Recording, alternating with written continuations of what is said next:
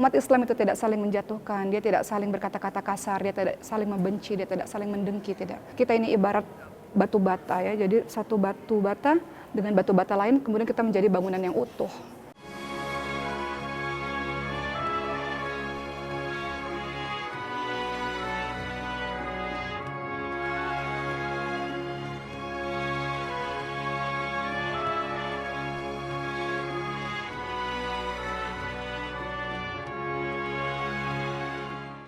Assalamualaikum warahmatullahi wabarakatuh. Kembali di Cahaya untuk Indonesia bersama saya Husein Ja'far Haidar, dan ngabuburit kali ini saya ditemani oleh Ustadzah Oki Setiana Dewi. Assalamualaikum Habib. Waalaikumsalam Ustadzah. Apa kabar Ustadzah? Baik, alhamdulillah. Habib sehat? Sehat, alhamdulillah.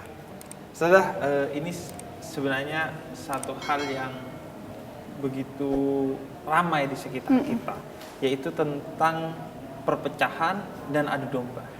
Padahal saya sedih tuh, Beb. Iya. Kadang kalau ceramah tuh sedih, ayo kita bersatu, jangan berpecah belah. Nah itu. Iya, padahal kita sudah paling tidak ya 350 tahun lah merasakan betapa buruknya adu domba atau divide impera yang dilakukan oleh kolonialisme Belanda kepada kita gitu. Tapi entah kenapa bahkan kondisinya sekarang lebih buruk, Ustaz. Iya. Bukan hanya yang berbeda agama, tapi di intra umat Islam. Itu yang buat sedih. Itu membuat terjadi. Sangat sedih. Ya. Dan kadang masalahnya itu hanya hal-hal yang remeh saja. Bahkan kerap kali hanya masalah politik gitu. Masalah yang ya relatif sebenarnya tidak perlu dipersoalkan. Bahkan kata seorang penyair itu, kita itu kerap membawa-bawa agama atau Tuhan untuk urusan yang sebenarnya selesai di tingkat RT gitu. Sebenarnya diselesain Pak RT itu selesai, kita tapi bawa-bawa Tuhan. Bahkan kalau di anak muda itu dalam hal yang remeh lagi gitu, misalnya supporter bola, itu bisa saling melukai hingga membunuh. Atau yang bisa saling menghujat itu soal buburnya itu diaduk apa nggak diaduk makanan. Nah, gimana kita menyikapi itu? Terus terang, Bib, itu juga yang buat, kalau ditanya ya apa sih sebenarnya sekarang yang paling krusial gitu, menjadi tantangan luar biasa terjadinya perpecahan internal umat Islam. Itu yang membuat kita semua dan juga saya sangat bersedih dengan hal itu. Kita diajarkan untuk ukhuwah Islamiyah, kita diajarkan di dalam Pancasila Persatuan Indonesia. Ingat, umat Islam ini mungkin sekitar 87% itu Indonesia ini adalah umat Islam. Kalau internalnya saja bermasalah, khawatir ini akan menjadi persoalan juga untuk bangsa ini. Gitu. Kalau mau bangsa ini terus bersatu, terus kuat, umat Islamnya juga harus kuat seperti itu. Tapi saya ingat, mungkin juga teman-teman kita tahu, contohnya lah ya, kita punya mazhab, ada 4 imam mazhab ya. Ada Syafi'i, ada Hambali, ada Hanafi, ada Maliki. Dan berbeda-beda, iya. Mazhab ini berbeda-beda, iya.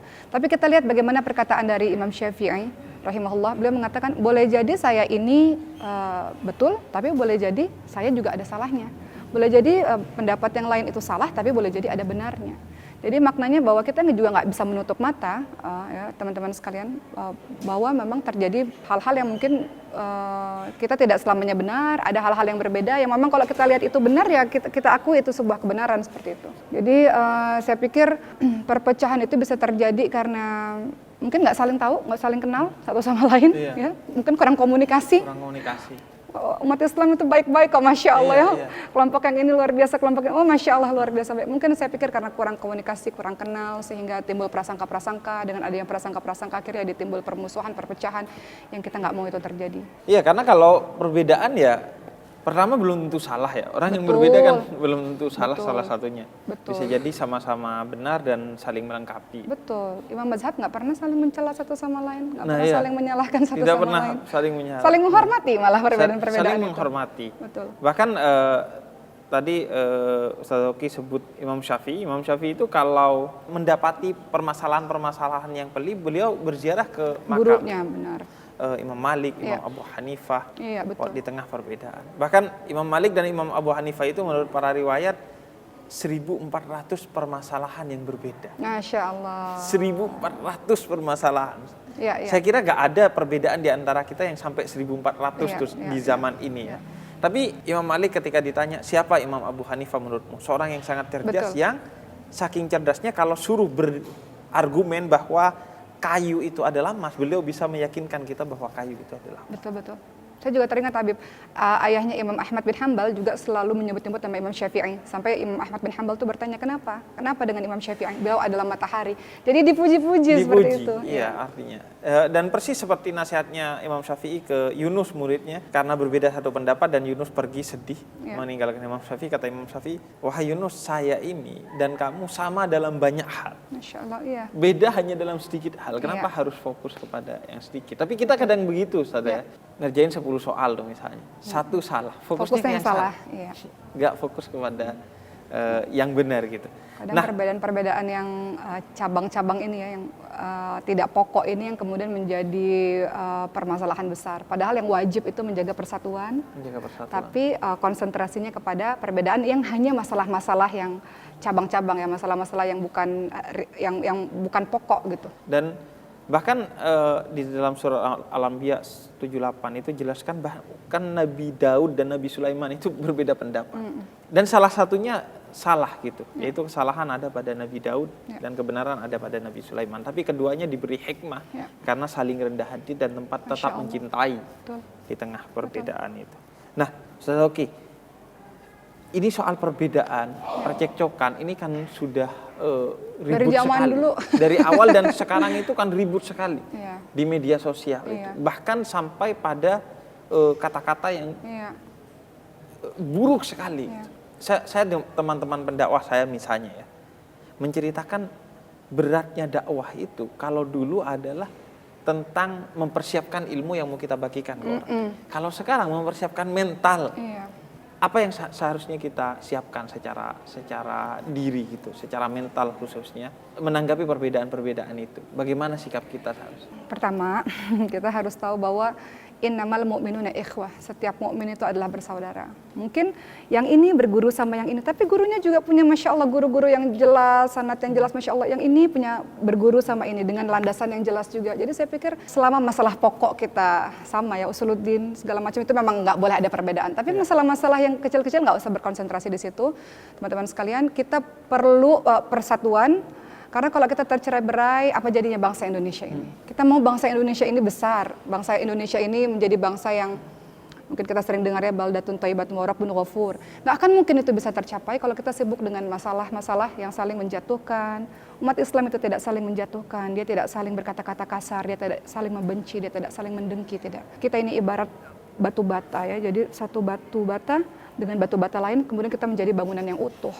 Atau sapu lidi kalau cuma satu nggak akan kuat, tapi sapu lidi kalau kita bersama-sama, kalau dia bersama-sama dia kuat dalam membersihkan kotoran-kotoran gitu. Harapannya seperti itu. Dan ini juga Ustazah, sebagai satu bangsa kita itu tidak hanya berbeda di internal Islam, kita juga berbeda antar agama. Pasti. Bagaimana menyikapi? Kita ini Bhinneka Tunggal Ika, ya, berbeda-beda tetap satu jua. Kita punya ukhuwah Islamiyah, kita harus menjaga persaudaraan sesama Islam. Kita juga tahu kita punya saudara sebangsa setanah air. Di Indonesia ini banyak sekali agama. Dan untuk masalah toleransi itu umat Islam sudah khatam sebetulnya. Itu sudah diajarkan Rasulullah sejak dulu, seperti yang Habib dan teman-teman juga sering katakan. Rasulullah baik-baik saja tinggal bersama-sama di kota Madinah dengan piagam Madinahnya. Ada Nasrani, ada Yahudi, baik-baik saja. Kita juga begitu. Ada umat Islam, ada umat Kristen, ada umat Hindu, Buddha dan sebagainya. Kita diminta untuk saling berkasih sayang karena mereka saudara-saudara sebangsa setanah air. Dan kita juga punya lagi persaudaraan apa? Persaudaraan sesama manusia, seperti itu. Jadi Islam itu rahmatan lil alamin.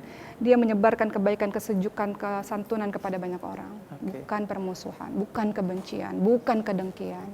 Dan ya memang mereka yang mengadu domba itu kadang sebagian mereka menjadi korban saja, menjadi korban dari apa yang dinarasikan oleh orang-orang yang sebenarnya jumlahnya segelintir. Saya percaya tuh orang Indonesia, orang Islam itu baik-baik. Masya Allah, betul Bib.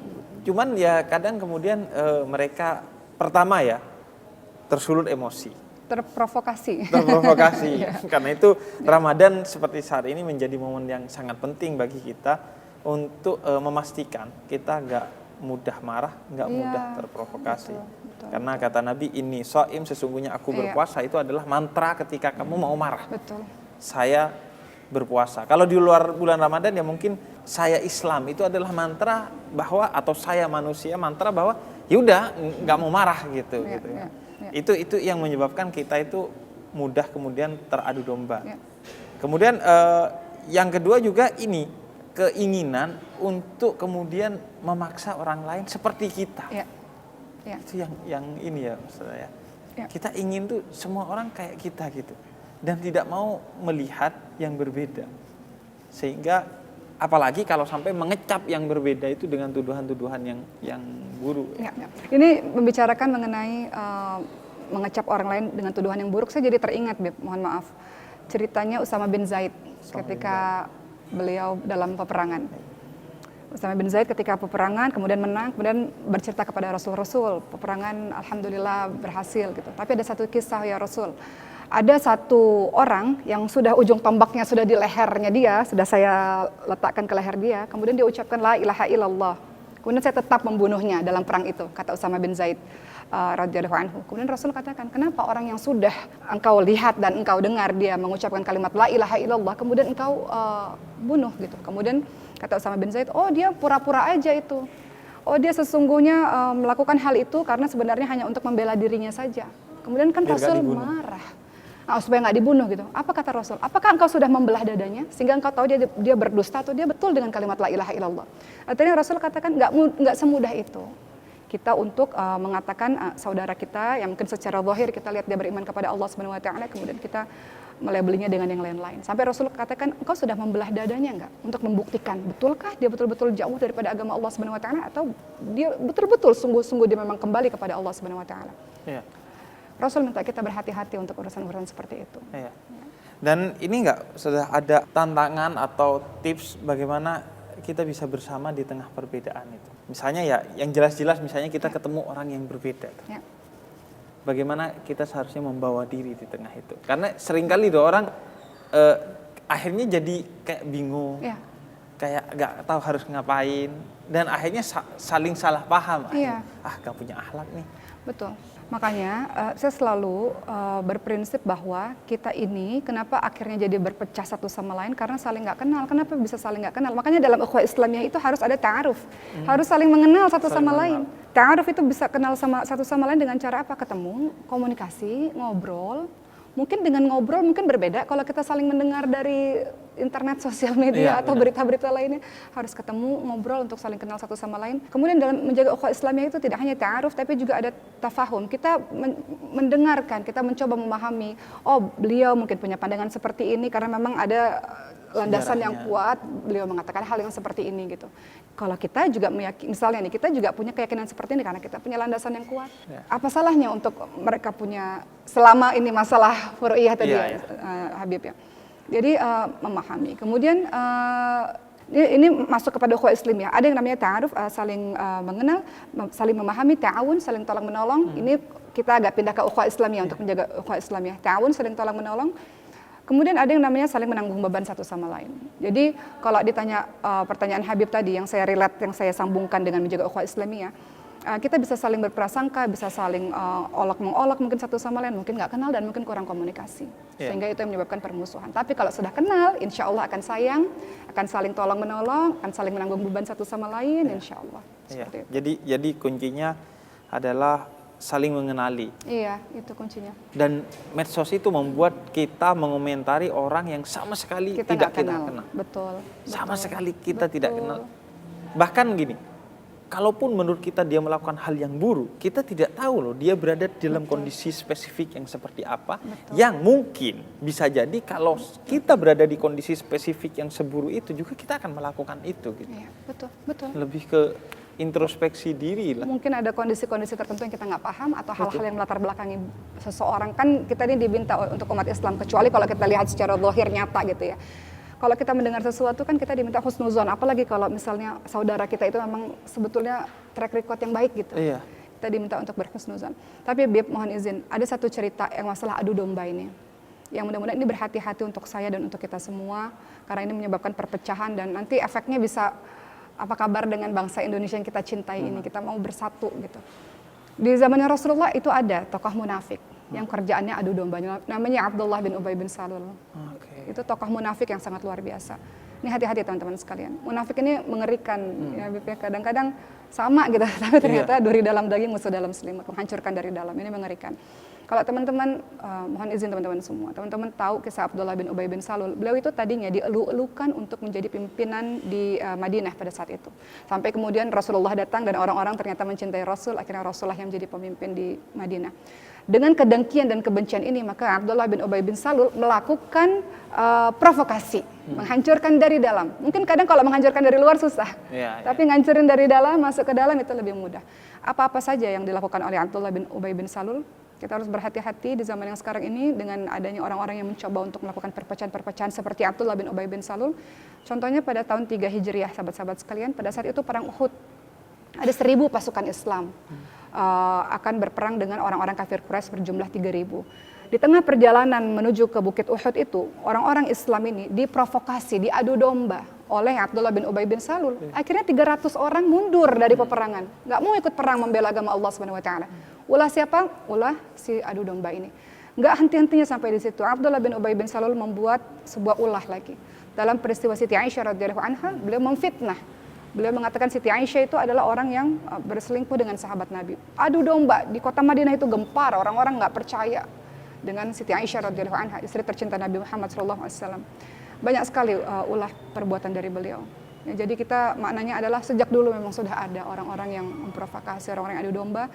Dan kita berhati-hati dengan itu, hati-hati dengan hoax, dengan berita yang kita nggak tahu kebenaran. Dan hati-hati juga dengan fitnah ya. Fitnah, ya. Betul. Karena itu saya pernah kemarin nge-share di Instagram, ada permainan di Instagram.